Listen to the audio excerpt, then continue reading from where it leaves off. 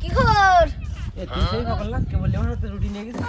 তোমার কাছে রুটি খান তো শালি তো দিতে না, তাই তো একটু ভাগলাম কি আনলাম। আমি তো ভাগল না, মূলত আমি তো বড় ভাগল, তোমাকে মতো হুঙা ভাগতে চিনি আমি হলো গাড়া গাড়াতে 50 টাকাই দিয়ে নিয়ে আইছি ই খাবো বলে, ঠান্ডা খাবো বলে, ঠান্ডা খাতে যাচ্ছি।